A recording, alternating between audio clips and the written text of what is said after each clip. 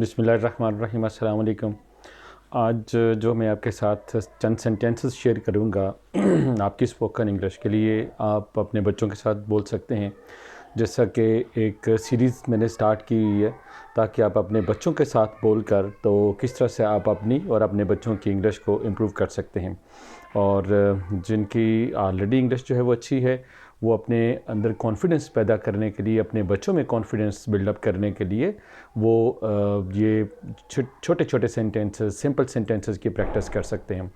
आज जो आपके साथ में सेंटेंसेस शेयर करूंगा वो एनकरेजमेंट और मोटिवेशन के लिए हैं।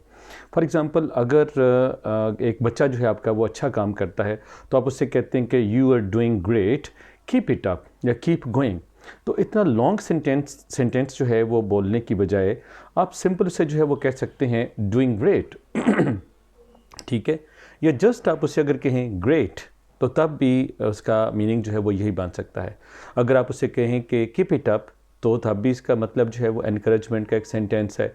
तो कीप इट अप या यू आर डूइंग गुड या यू आर डूइंग ग्रेट या यू आर ग्रेट, या आप कहते हैं कि ग्रेट कीप इट अप।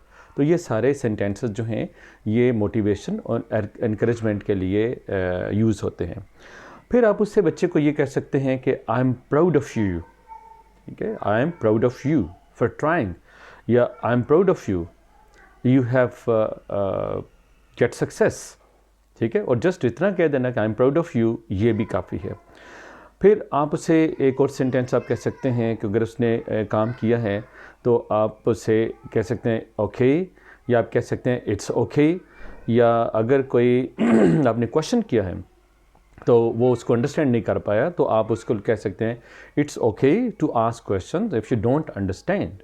ठीक है, यानी आप अगर बच्चा जो है वो क्वेश्चन नहीं समझ पाया तो आप उससे कहते हैं it's okay to ask question if you don't understand, कि आप सवाल कर सकते हैं अगर आप ने अंडरस्टैंड नहीं किया, अगर आपको समझ नहीं आए। फिर इसी तरह से कोई आपको बच्चा जो है वो आइडिया देता है या आपको कोई दोस्त आइडिया देता है तो आप उससे कहते हैं वाओ, यानी ये एक एक्सक्लेमेटरी जो है वो सेंटेंस हो जाएगा जिस पे एक्सक्लेमेशन जो है वो ज़ाहिर होती है। तो आप उससे कहते हैं wow what a great idea. तो ये भी एनकरेजमेंट है। फिर आप उससे कह सकते हैं कि you can do it, let's try together, you can do it. यानी अगर आप किसी से कहते हैं कि no you can't do it तो ये डिस्करेजमेंट है। अगर आप उससे कहते हैं कि you can do it, think over it, you can do it, try again, you can do it, let's try together, you can do it, let's do it together. तो ये सारे सेंटेंसेस जो हैं वो मोटिवेशन और एनकरेजमेंट के लिए हैं। Definitely, when you will speak these sentences with your kids, with your children, school going children, तो आपको उसे नेक्स्ट किसी एकेडमी में भेजने की, किसी जगह से इंग्लिश इम्प्रूव करने की ज़रूरत नहीं होगी। तो सबसे बेहतर जो मैं अपनी हर वीडियो में ये कहता हूँ कि कंड्यूसिव लर्निंग एनवायरनमेंट जो है, जब आप माहौल बनाते हैं तो फिर बच्चा जो है वो खुद ब खुद सीख जाता है। तो आपकी हेजिटेशन भी रिमूव होती है। देखें, बाहर फ़ॉरेन में लोग जाते हैं तो उन्हें एक ऐसा एक इन्वायरमेंट ऐसा मिलता है, माहौल एक ऐसा मिलता है जिससे वो सीख जाते हैं। अगर आपका माहौल ऐसा होगा तो छोटे छोटे सेंटेंसेस, भले एक या दो सेंटेंस आप बोलें तो वो एक मंथ में देखें कितने सेंटेंसेस बन जाएंगे। और आपका अपने बच्चों के साथ जो है वो कोलैबोरेशन, उनके साथ इंटरेक्शन, उनके साथ लिंक, रिलेशनशिप और जो एक खुद एतमादी का रिश्ता है, कॉन्फिडेंस जो लेवल है वो बढ़ेगा डेफिनेटली।